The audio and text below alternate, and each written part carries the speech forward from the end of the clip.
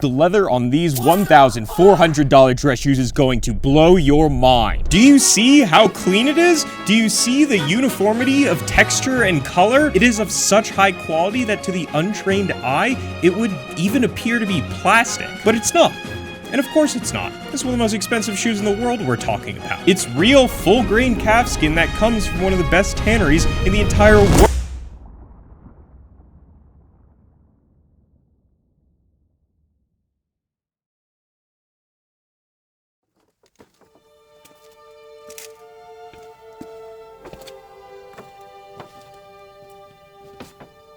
So there's this thing called corrected grain leather, which is a piece of full grain leather that's had the top layer, the grain, physically altered in some way or corrected. Corrected grain leather can be pretty awesome, like in the case of stamping, where a piece of high quality full grain leather is physically imprinted with a pattern to give it a unique aesthetic. This is pebble grain. This is hatch grain. This is what happened when I asked Midjourney to put Asmongold's face on a shoe. He thought that World War II was in the 1800s.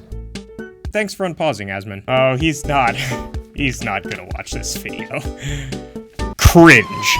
But there's also another type of corrected grain leather where the grain is sanded down and then a synthetic lacquer is applied over it. It is a great way to take an inexpensive, cosmetically defective piece of leather, like this, where you can see scars and other natural blemishes, and turn it into a clean, uniform, leather-looking material, like this. And that's why you often see this kind of veneered corrected grain leather in mass production items like cars and furniture. But also shoes, and indeed most shoes you find at the department store between $50 and $150 will be this synthetic lacquered corrected grain leather, which is why they can be so affordable and profitable. But above $150 and especially $200, there is no reason you should be settling for anything less than real full grain leather. Plot twist! These $1,400 shoes use the same cheap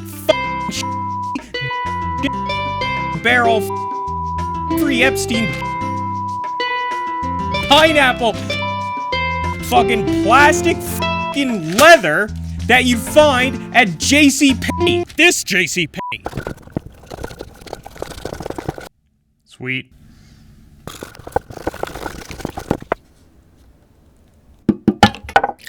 Which one should we do first?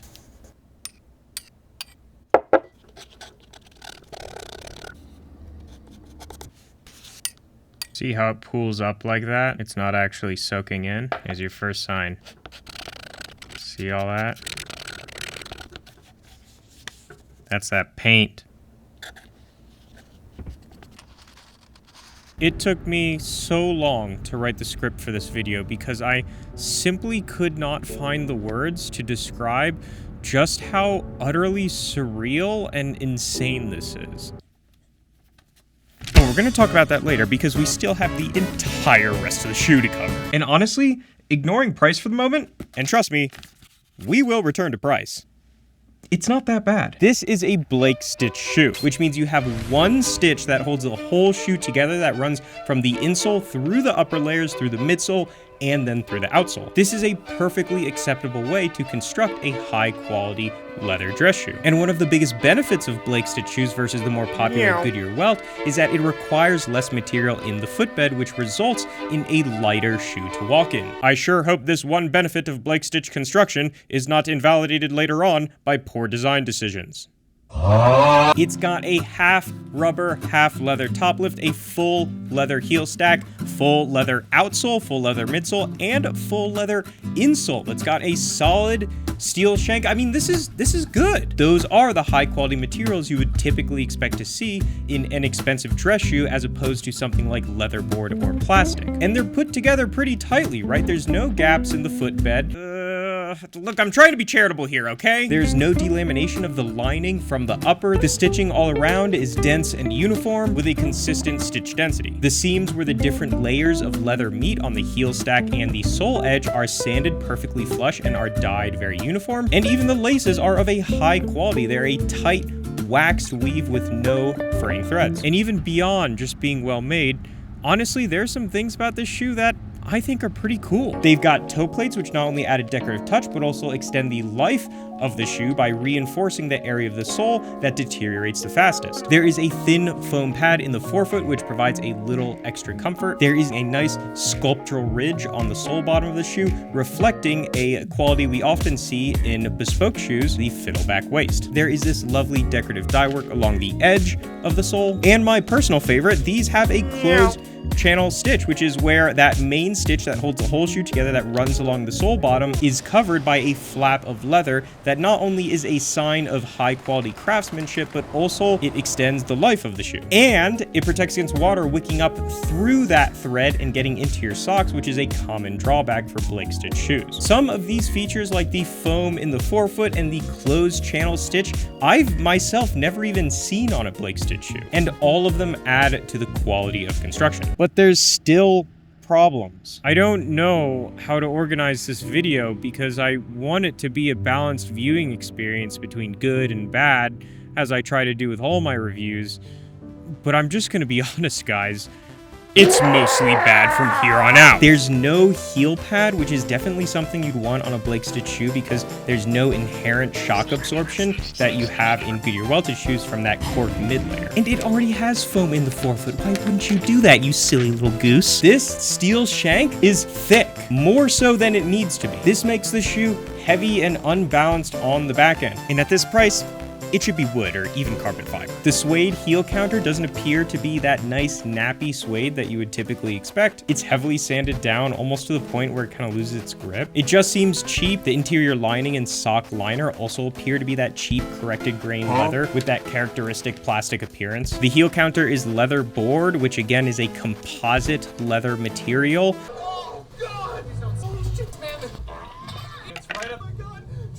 Well, that's kind of shitty. There, do you see it? Do you believe me? You believe me now, Bernice? I'm retarded. It should be real leather, both at this price and well below. The toe stiffener... There, can you see it? Are we in focus? That's it. Merry Christmas! It's kind of okay. Again, from a functional standpoint, it's fine, but... you know, really at this price, you would expect to see, you know, a full grain leather, I think, or at least a leather board. You can see remnants of the glue left over in the broguing, sloppy craftsmanship, and then the toe plate, which is like one of the coolest features about this shoe. Right? Well, yeah. If it was installed correctly. See how the plate isn't flush with the rest of the shoe and the sole edge? That's not good. And not just from a craftsmanship standpoint. Water will seep into those crevices and deteriorate the leather and the stitching from the inside out. But we're still not done. See those screws popping out? I sure hope you don't plan on wearing your fancy, shiny new $1,400 shoes on, you know, a floor, because I'd be pretty concerned you are going to scratch the absolute out of it. Not to mention that, once again, this is totally unacceptable from a craftsmanship standpoint. But here's the real problem, guys. And yes, we are returning to price now. Even if all these issues were corrected and upgrades made, from a materials and construction standpoint, these would still be worth maybe $250. We'll talk more about alternative brands later on, but keep in mind, guys, at this price and even well below it, you should absolutely expect either a Goodyear welted or hand welted construction shoe, both of which reflect greater cost of production and superior craftsmanship. Unless there is something else exceptional about it, you should not expect to spend more than $300 for a well-made Blake shoe. And even $250 feels generous considering the single most important material in the entire product is the lowest quality form of leather you can get. Everything good and bad we just discussed are candles in a burning building. These are $1,400 and they use plastic fucking... Not yet. I promise we will get to it. We still have to talk about...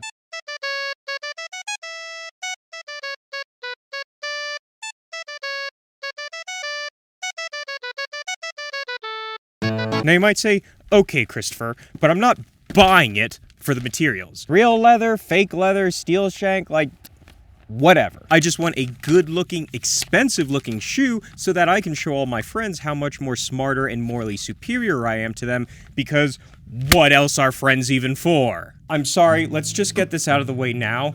I am a judgmental bitch. I'm a huge bitch. I just want to get that out of the way now. I wasn't born this way, but this is what I've become. Okay.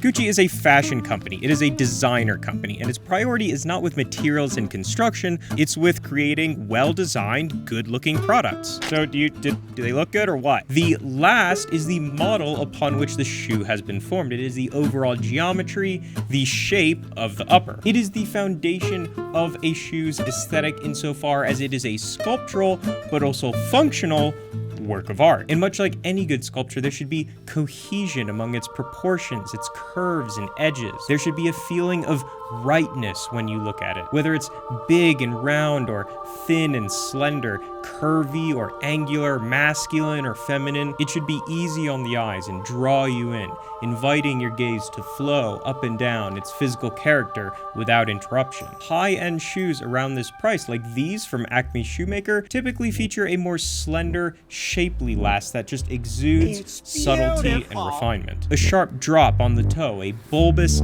seamless heel, a tightly curved waist, and a sloping angle down the forefoot, reflecting the natural asymmetry of your foot itself. Just look at them.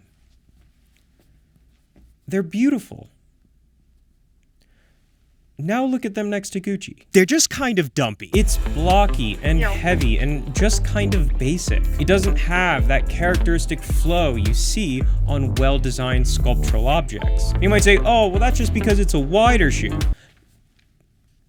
No. Even insofar as we are talking about more classic, straightforward, wider lasts, it is still outshined by companies like Bridlin and Blackbird, both of which show that you can still have a balanced, cohesive design even within the context of a wider, simpler shoe.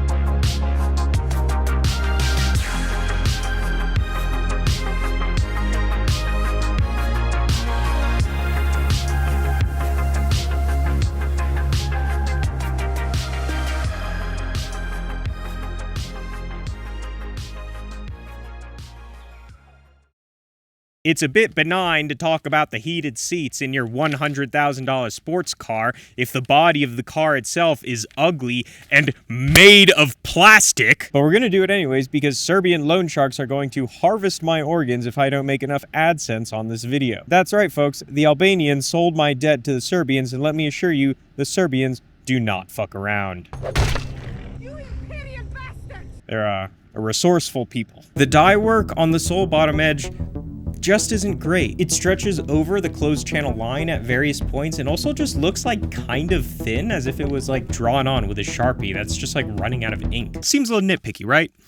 Remember guys, at this price, what you are buying is more a work of art than simply something you put on your feet to go to the office every day. You are paying for the scarcity, the rarity of masterful creation, of the highest order of craftsmanship that exists in the world. And it is in these small, seemingly insignificant details that we distinguish a generic product made in a factory from one made by the few craftsmen in the world even capable of such perfection. Back to it. There's no welt fudging on the sole edge. These decorative ridges that you often see on high-end shoes that even cost well below what this does, they help frame the upper much like the frame of a painting. A flat sole edge can sometimes work aesthetically on more minimal footwear like these Chelsea boots right here, for example, but for an Oxford, especially one as decorative as this, it just seems kind of flat and cheap and not aligned with the visual context of the rest of the shoe. The heel wheeling, it's nice that it's there and it is well done. The imprints are all even all around. Sometimes you can kind of see them like fade off a little bit, but it's not properly aligned with the heel layers, which just makes it look kind of off. And it's also awkwardly like in the middle of the heel stack when usually it runs like just along the top edge. And while the stitching is clean and consistent, the density is pretty lame. High stitch density is a sign of craftsmanship and aesthetic refinement and must be done by hand. But this stitch density, which you typically see on shoes between $200 and $400, is done by a machine and not a particularly impressive one. There is this cutout on the waist of the shoe. Usually you have what's called a beveled waist here, where the curvature of the sole edge reflects the curvature of the upper and combines with the curvature of the beveled or fiddleback sole bottom to create a sort of sculptural continuity that wraps around the 3 dimensions of the shoe. Here, you know, it's okay. I don't know that it reflects any high level of craftsmanship. I don't know that it adds anything from an aesthetic standpoint other than simply giving dimension to an otherwise flat surface, which is good. But again, it feels just sort of thrown in as opposed to thoughtfully implemented in a way that actually adds to the overall sculptural profile of the product. Oh my god, but they have the fiddleback waist! Oh wait, you mean it's just a shortcut imitation fiddleback waist made using a cheap insert, which would be cool for around $200, but not actually properly crafted with layers of cork or leather, which you would expect at this price? And even Gucci's insert itself is kind of pathetic. Indian company Bridlin achieves a far more pronounced and attractive bevel still with the use of an insert. And those are $250. And they're Goodyear welted. And then the broguing. The punch hole pattern that decorates the upper of the shoe. The punching itself is done cleanly all throughout the shoe with uniform spacing all throughout. As for the pattern itself, it's okay. It's nothing too special, though there are some nicer details that sort of visually suggest a forward movement or motion, a common motif in dress shoe patterning. The problem is this sophisticated, decorative, dynamic pattern. Excuse me, what the fuck is this? What the fuck is this? 1,400! Looks and feels out of place on a last that is wider, blockier, and heavier. Especially on the toe cap, it almost looks like it was a nicer pattern that was made for something more slender and refined, like a Graziano and Girling, and then sort of like stretched over, you know, the wider toe of this Gucci. Oh my god, voice crack. Sorry, I'm still hitting puberty, guys. Move on. Excuse me. The heel nails are nailed in nice and flush, and I do quite like this decorative stamping where the sole meets the heel stack. So what are they worth? Well, probably around $5. Not yet. Bear with me, my friends. We just have 2 more to go. I promise we are almost there. But Chris, they're made in Italy. Yeah, you know what that means? It means Italy makes a lot of dog shit these days. In fact, the problem of fake luxury companies using Italy's name to market expensive, cheaply made products has become so pervasive that, in fact, one of my top red flags when shopping for high-end products is that it's made in Italy, because it means that it is probably dramatically overpriced. Not always, but often. Are you Italian? Does that offend you? Does it make you angry? It absolutely should. You know what you should do about it? Number 1, tweet at me. Or get your government to create regulations to prevent shitty companies from taking advantage of your proud, well-deserved reputation for quality and abusing and destroying it so that they can profit off of deceiving consumers. But Chris, it's the brand name, it's the prestige, the legacy, it's the story of Gucci. That's why I'm buying this product. That's why I'm spending all this money.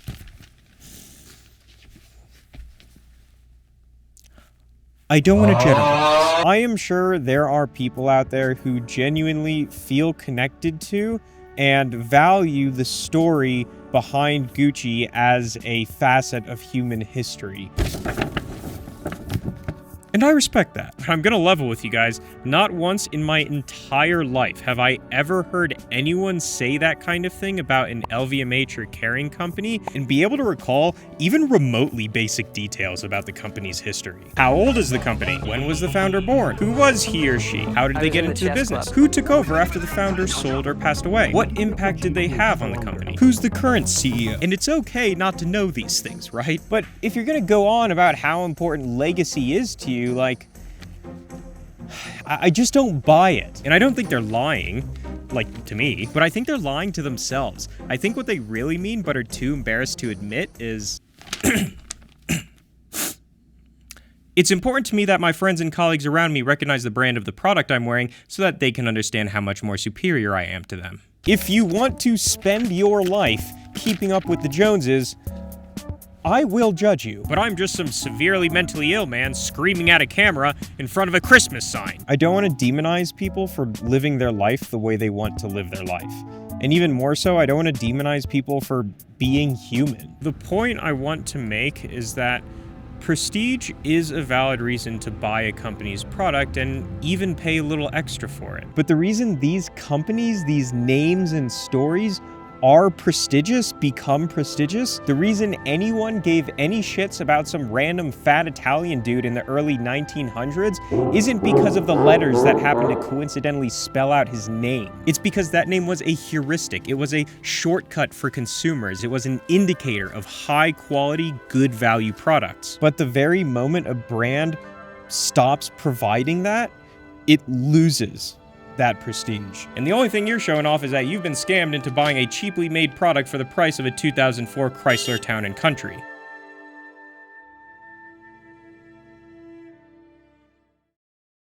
And people are starting to wake up to this. Caitlin Pulowski, who often discusses the decline of fake luxury firms through her own personal experience, has a great video on the rise of counterfeit luxury handbags among social media influencers. Now, fake luxury fashion TikTok stars aren't exactly society's best and brightest. Although neither am I.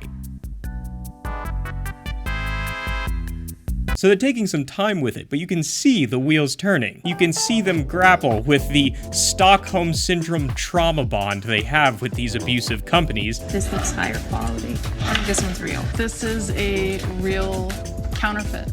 Really? Why do I need the real thing? I got it like that. People think it's the real thing. And if I'm buying a really, really well-made fake, nobody knows the difference. So what's the point? And start to realize that maybe the quality of the product you are spending your hard-earned money on is more important than the name of the person who's selling it to you. Well, isn't that an idea?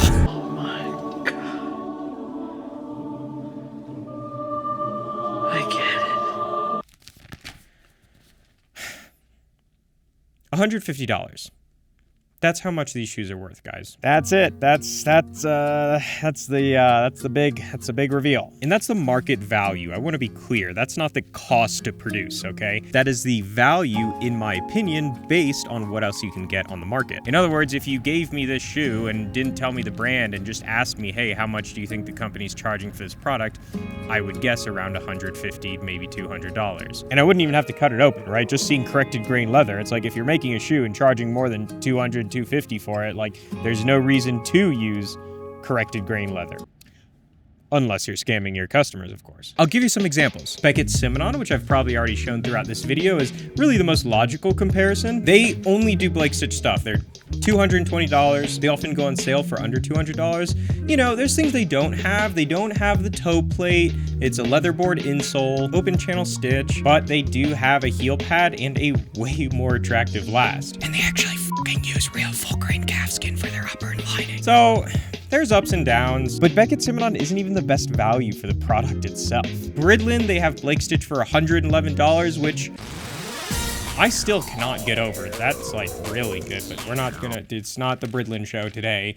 CNS has Blake's shoes. I think they're like usually around like a $200. Jay Butler, you know, there's others, guys, right? And, you know, from what I've seen, just about all of them will have superior craftsmanship and definitely a better value than, you know, these. And definitely a better price. And they use real leather.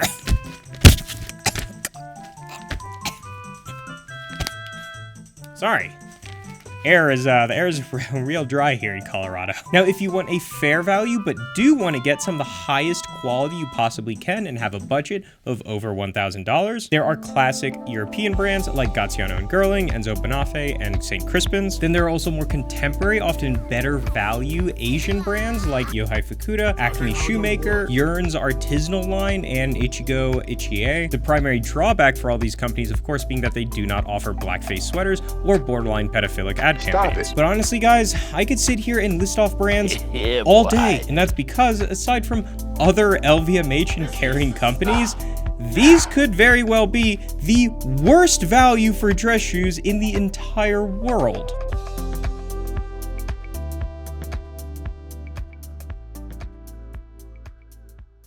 I feel like 1800 is pretty reasonable.